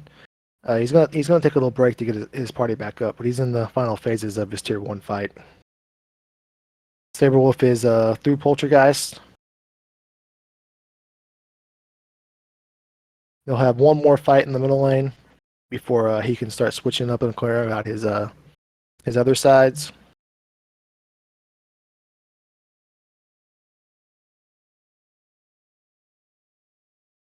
There he is. Actually, that wasn't him. That was him. That was Joker leaving. Let me. Oh, hey. There he is. I can just join here. I thought I was gonna get dragged. Anyways, GG. GG's my dog. 117.45 was your official time. Falcon, I have one question for you. What was the toughest fight in the game for you? That 2x Doom Dragon for sure. I was gonna say it was gonna be the thief and Zozo that you didn't have the requisite number of GP for. That's a tough guy to fight. You can't beat him if you don't have the one variable set. Oh yeah, I thought I was going to get enough GP from because I did the Dalos veteran fight, and I was like, oh, surely I have enough GP from this one because it's like a late game fight, right? But I think I got 0. Did they give 0 GP? No, I think a lot of the undead or the encounters with undead don't give any GP. You get remember-fies instead. Don't fact check me on that. Don't fact check me on that, but because I went there because I knew like. When I was doing my DT fight, I was like, "Oh, I don't have enough GP to," because I was buying random stuff for the Coliseum, which ended up being like nothing. I don't know if anybody found something else because I didn't like buy tonics or anything. But I was just like, "Man, I really don't have enough GP," and then I died, and then I had to do the Rizzo fight twice, which is always a disaster. That was like a 5-minute time loss right there. Oh yeah. So other than that, take it there and take it at the end like I did. I wasn't doing that again. No, thank you. Speaking of nobody war, guess who was preaching your praises and having that dog in you and having no quit, and then two punches to the face later. Guess what happened? No thanks. I got no patience anymore when it comes to that kind of stuff.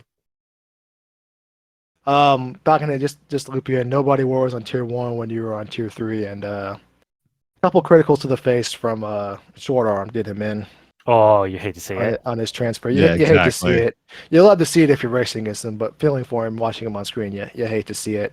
Other than that, nobody were. What were your thoughts on the sea? What do you think went well for you to have you on the heels of I mean, I was glad all I had to do was push A. So yeah, just saying that it went pretty smooth, all things considered. Yeah, so you had the Illumina, you had the Ragnarok, you had the Valiant Knife, and you had the fixed dice. You couldn't have asked for much more. Yeah, what else do you want? And an offering, and earrings, and hero rings, and offering. Wait, hero rings. I Fire didn't find any 3, hero and rings. yeah. Man. I was really disappointed by Sortek 7 damage because I'm pretty sure I had +2 strength on him the entire seed. I think you probably had to shuffle it because it had the Ice 3. 'Cause I saw people do that earlier. Oh, That's no, one of no. those things. I abandoned the Ice 3 because I already had good stuff on. So I was planning to sack it. But it only dealt 2,500 damage per swing, and I was just like, oh, that's a little disappointing. Well, because you ended up in the 40s because you were the only runner that had skip. Were you aiming for skip throughout the seed, or was that just a happy mistake to end up with that many checks? I mean, it was just a happy mistake. If I was really aiming for skip, I would have actually done the Amaro check, right? Because I knew it was an item, and I was just like, Amaro. oh. It was a flame shield, by the way. I ran the wrong Okay, seed, okay. obviously. No, Yamaro was the Mount Colt reward, but there was no my character boy behind him. Saban. I was gonna finish you off there, champ. But yeah, I did laugh. Colts first because I wanted to carry the low HP for the Genius. Mag V knife. Yeah. I vanilla played after the vanilla Stooges fight back into camp, Doma, train, jump. So yeah, I skipped Colts. Oh, I say that makes sense. I got really lucky in that Stooges fight. My dice were rolling really hot, and I got to Same here. Yeah, I got to kill Hurley fire in like two dice rolls through a W wind, and I was just like, man, this could have been like a very problematic fight. But I just rolled hot, and it was a very lot easy. of stuff was scary for sure. And then I found the VK, and I was just like, shoot. Yeah, VK this was supposed to be like a sub 110 seed really easily, but I kind of messed up the ordering of my stuff because if you get this VK, then the Stooges fight is really easy, and then you get the 100 HP esper from the, I think it was in Dream, and then you just have your offense set, and then you have the VK for the Katana Soul. Yeah. And then you're just like chilling, right? Oh yeah. I thought about just not saving because the only thing that could kill me is Doomgaze, and as long as I kept an eye on my levels, I was just like, fine. Also, there was a point where I probably should have switched off the 100 HP Esper because that had Merton on it, and I could have taught Merton to Strago, but he just ended up never learning it. I was probably during the skip rush, the two dragons and the Atma Toilets. I probably should have swapped it off there, but I was just like, I don't know. It's just a lazy seed by me. So nobody wore. If you knew where the Yamaro was, who would you have? If you had come across Yamaro, who would you have pushed him out for? Oh man, at that point, yeah, he would have drove the airship. That's for sure. He would have done it to the best, though. That's for sure. I thought you were gonna say he would have drove the party, but the airship, I'm not on board. Yeah, no, he would have drove that airship. All right, so on screen we got Saberwolf is beginning his Kefka fight, and Jesus the Frog not far behind our finishers as he's beginning his tier 4 now. And gentlemen, I just want to say thank you. And one last question: Are y'all participating in Ultra League Season 6? You know it. Yeah, I think you're contractually obligated to at this point. I don't know. There's something about going out on top. Maybe if I win this one, no, I can't. I can't do that to you. We should have our face off. One day. And nobody wore. Same question for you, my friend. Yeah, I'm just here to have fun, and if I finish, then that's a good result. So. My dog. All right, Joker. Before Jesus the Frog finishes and ventures on in here, do you have any questions for Falcon here? Nobody before we before we let them go? I think you went over everything. I just want to say GG's and thanks for participating in the stream. Obviously, we couldn't do it without you guys volunteering. Yeah, no problem. Yeah, thank you guys. We appreciate you.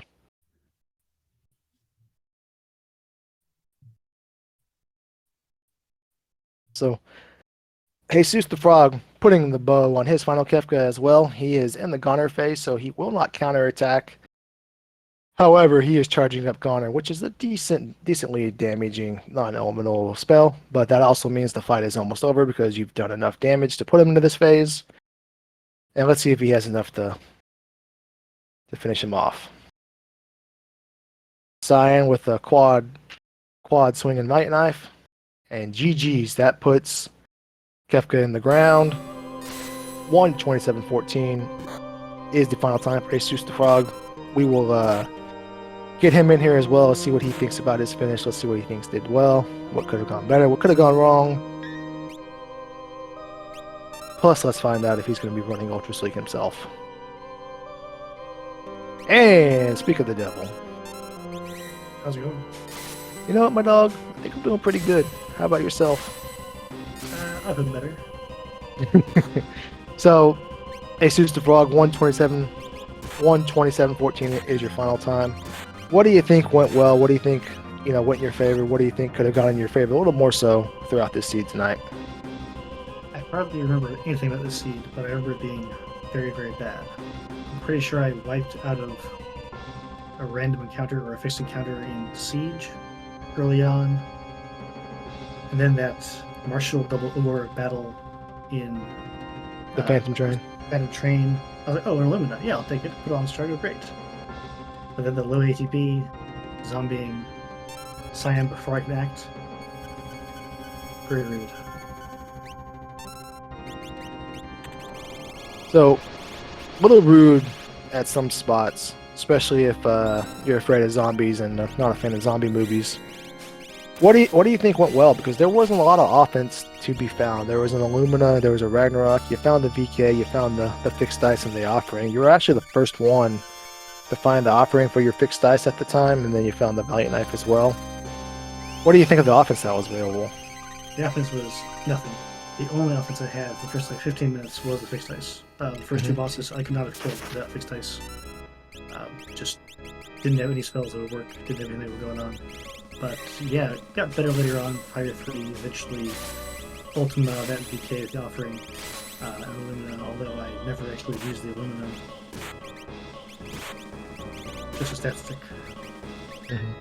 Better off having Strago X Magic Merton most of the time. You did have burnt protection, didn't you? Because we found a couple of shields. I had a red jacket, two flame shields. Two thunder shields, and then the flame shield. Yeah, I had burnt protection halfway through. Very nice. And let me ask you this: 127-ish. Is that the time you want to kind of roll into Ultros League Season 6 when it starts with, or is that something about what your average? Are you aiming for that time? Are you aiming for something a little lower?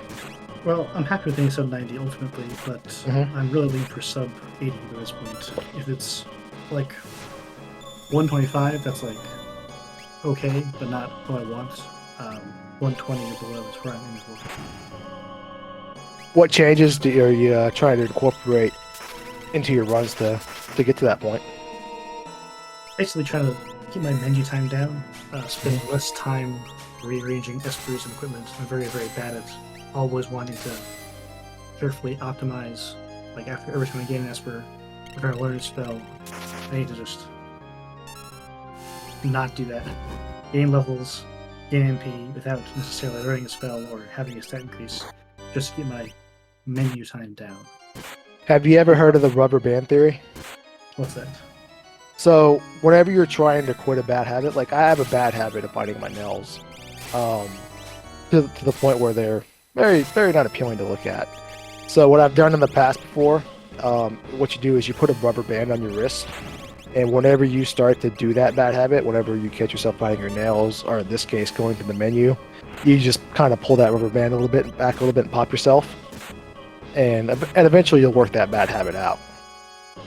Basically, I have to take my hands off the keyboard to do that, which would slow me down. It's okay. You do it in practice.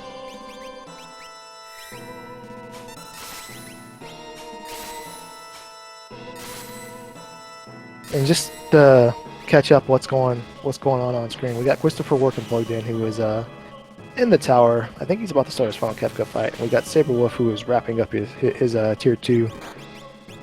Actually, excuse me. It looks like Workin has one more Doom fight, one more statue fight that's going to be Doom, and Saberwolf is just healing up before he takes on his 10 hits to the face. And Jesus the Frog, before we let you go, is there anything you want to plug? Anything you want to mention before we let you go? One thing I want to mention is that this is, I think, the third season in a row where I've had 2 out of 3 statues in the statue spots. That was my fault because actually that was me and Joker's fault because we prayed for it, we hoped for it, we willed it to happen. We did say that nobody had really came across any scary bosses, so they must all be in Kefka's tower, and at least 2 of them more. Yeah, Poltergeist. I never want to see Poltergeist at Guardian spot. It was terrible. But no, I got nothing else. And Joker, do you got anything for our froggy friend? No, great job. And thanks again for volunteering for this race and for being restreamed. We couldn't do it without you, and look forward to seeing what you got in store for the season 6. Yeah, look forward to it. All right, thank you, my dog.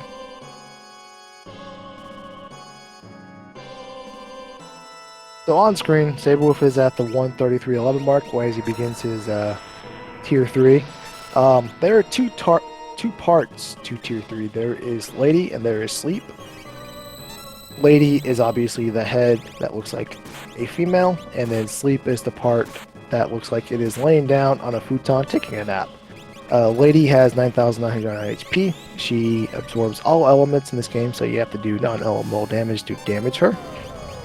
Sleep absorbs nothing and is weak to nothing, so everything can damage him. You do want to kill Lady first because Lady will cast Life 2 on Sleep if Sleep dies while Lady is still alive. So the order of operations is you kill Lady first, then you can start tackling the guy taking a nap. The guy taking a nap has 40,000 HP. His battle script has 2 phases.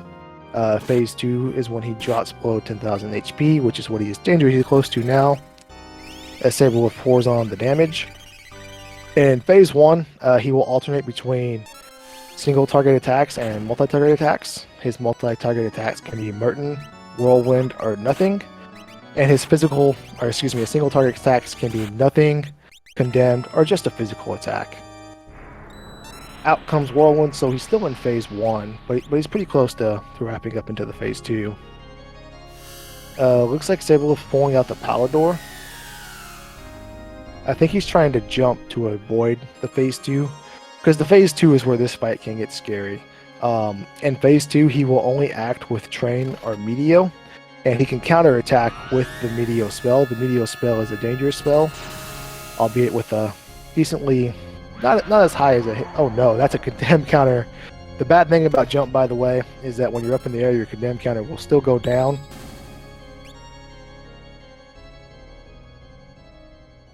And as shown there, Sleep will have a death counter of Calmness. Calmness is an instant death physical attack. Luckily, his Cyan has decent evasion. Says nope, and we are on the tier 4.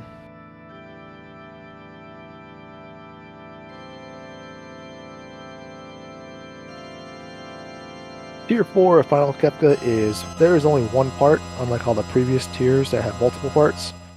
But this part is a little beefier, as Tier 4 has 62,000 total HP. Fun fact, your jump characters will stay in the air between tiers and land immediately when the next tier begins. So down comes Zetzer, down comes Realm, and they get to act immediately before even the ATBR start taking off. There are a couple phases to this fight, but the main phase we want to avoid is Phase 1, because on Kefka's first turn, he will do the ability Final 1, or Fallen 1, which reverts all of your character's current HP to 1, and there's nothing you can do about it. You can't block it, you can't avoid it, you just gotta take it. You can bypass that by doing 30,000 damage to Final Kefka on tier 4. And we are past that phase now with Zion and all those very impressive light knife swings. At this phase, Kefka can act twice in one turn, do a bunch of nasty things. But the thing we really want him to do is we want him to charge up for Goner. Goner, he will start shaking the screen, start laughing, start sounding like something really scary is coming. But fortunately, nothing scary is coming at all. It is just Goner. Goner is a non-elemental attack that hits everything on screen. It does a decent amount of damage, Joker. Go ahead, my friend. I just wanted to apologize for being quiet the last couple of minutes. There was some stuff on the back end that I had to get corrected. You might have noticed some names popping up and then disappearing, but I just had to fix some stuff. We are 100% good to go. So the nice thing about the Goner phase is that when Kefka is charging up for Goner, he cannot counterattack you, and that's what Saberwolf was waiting for. So out comes some swings. Saberwolf was ready to crack his shields because get this over with, because Goner would have killed at least two of his characters, but that's the time to attack. That's the time to strike. And Saberwolf strikes, and down goes Final Kefka for him. And GG's to Saberwolf, 137 minus about 20 seconds on screen is what his actual time is. And we'll speak of the devil again. We are joined by Saberwolf. GG's, my dog. GG's on your finish. What are your thoughts on the run? Well, by the way, GG to Golden Shocker. Holy crap. I don't know how we got that time. Early game stunk. I think that's pretty much that's pretty much what everybody's saying across the board. I mean, items were interesting. I had fixed dice early on with Setzer there. Try to get around the sword tech. Finally got the sword cut going. But that early game, the fights at leader in the burning house, those two fights were just rough. Mm-hmm. Not having Warpstone stunk as well. Never did find a Warpstone, so had to do 2 walkouts with Yeti and Mount Zozo. Items are cool. I mean, finding 2 Illuminas was nice, but I mean, I could have like Genji Club Strago double Illumina, I guess. I mean, that was possible, but I didn't feel comfortable in doing that. Mm-hmm. But I mean, I could see where my time definitely could shave down, and I was just trying to figure out, okay, who can use Viki, who can use fixed dice, who can use Illumina, and like everybody was, and Cyan was for a change usable because of that. He could develop everything, but yeah, I mean, this is one of the few seeds where Cyan came in clutch. Yeah, exactly. As we saw some of our runners utilize. You see that few and far between, unfortunately, but it's nice when you get it. 137, low 137s was your time. For this upcoming season, what is your time estimate? What is your goal? What are you aiming for? What are you trying to be around? And what do you think you need to do to get there? Well, for this race, for the release for the live restream, I was trying to get ahead of Jesus, and nobody wore took a forfeit, unfortunately. My goal was to get ahead of both of them, but as for the season coming up, I mean, I want to be consistently around 125. I've been a little slow the last couple weeks. I still got to do underground, so I'll do another underground practice here probably tomorrow or Friday. But I want to hit 125. I really do, and be consistent with it. Now you say underground. What is underground? Can you explain that to our speed gaming audience? Yeah, so our weekly underground, which I believe Fitz, One Free Fitz puts that on every week, and that's a one Ultra Sleek seed that everybody can run together in a room, and it's all levels. It's tonic, potion, elixir, mega elixir. Those are our tiers of our speed racing, and everybody gets to kind of play one seed because it's hard to compare. Like, I mean, you could have like an elixir group seed and a potion group seed because each one of those have their own. Each group has their own individual seed. Mm-hmm. So every race is different for group. But It allows you so that everybody plays one exact same seed, so you can compare yourself, see how your skill level is to everybody else's. Because I've seen a seed rolled for elixir that was slower than a seed rolled for a potion. And so this way, everybody has the exact same one, so you can compare how your skill level is to everybody else. And it's kind of more of a community thing. But it's done every week. So if you want to try to learn how to play, I mean, you could do it that way. Also, there's Moogle's First Seed too, which is a more of an easier version of where Ultras League is. So, but yeah, check it out.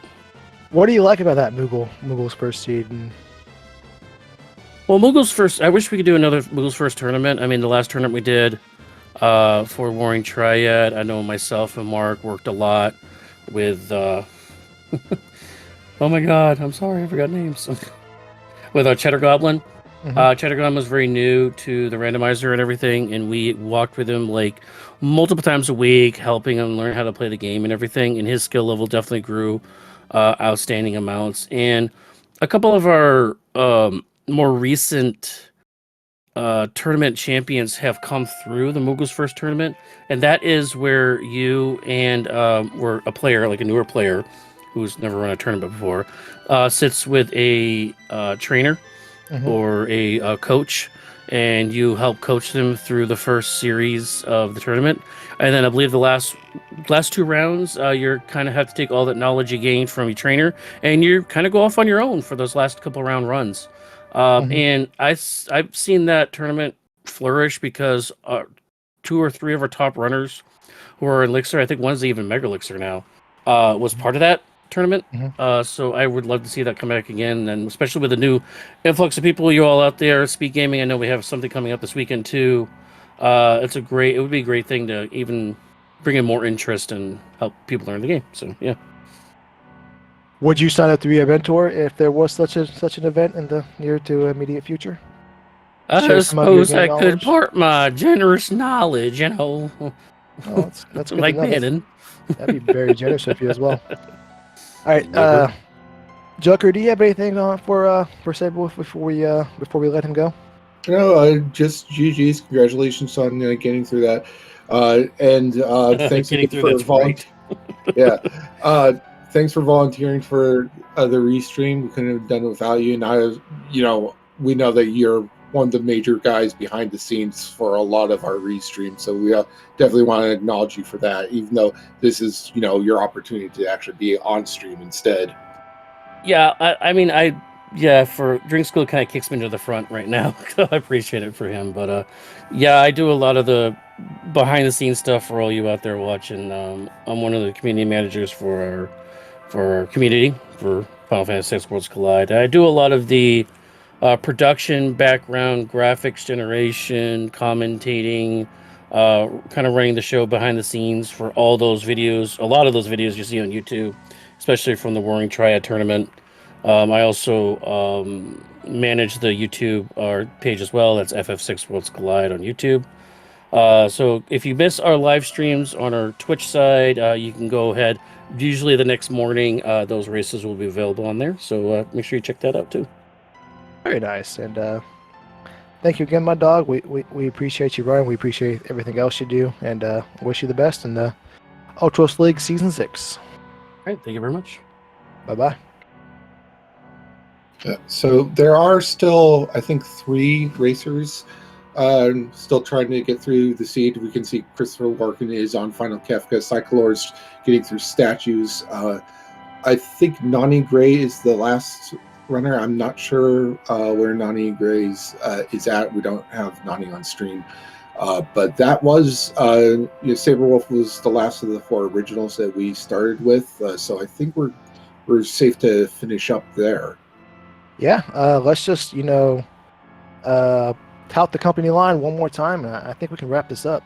Joker Mage, are you going to be participating in Ultros League Season 6? I'm currently a subtonic, so probably not. Now, let me ask you this. Saberwolf had mentioned a previous event, the Moogle's First Tournament. Do you? I believe that was December-ish of 2022. Late 2022, early 2023 was the time. I might be interested in something. Like, I probably need to actually get mentored. Like, I have some experience of the game from playing Archipelago multi-worlds with, but obviously there's changes that you have to do, not just in terms of like how the multi-world changes the randomizer, but also the randomizer is a few generations back for multi-world, so some of the newer stuff isn't always available for what we do in the multi-worlds. Hopefully, I mean, I don't know where the status is for that, but I understand that the plan is eventually to get the multi-world randomizer caught up to the current one. Eventually, we are part of Archipelago. We're just in development, so we're not officially a part. We have to do some finagling to add ourselves, but we are working on it. But with that in mind, that also kind of points out another key point, that those interested in Worlds Collide, you don't have to play competitively. We offer community events. Even our competitive play is by all means just for fun. But if that doesn't interest you, we do have activities like Seed of the Week, which is a randomly selected generated preset that typically revolves around a submitter's theme. We have the Archipelago, we have the multi-world. The multi-world community is very robust. I think we have like 30 players a week on average in there. And none of that is time. That is just generating your world and then going about it at your own leisure and having a good time, as Joker Mage had alluded to. And plus, we do have the mentor program, so if you actually are interested in getting into racing and are just want some assistance tackling the barriers that might stand in front of you, we have the mentor program in our Discord if you're interested. It is pinned in our beginning house, which is the landing spot for our Discord, which is conveniently linked in the chat right now. One more time by Double Down 11.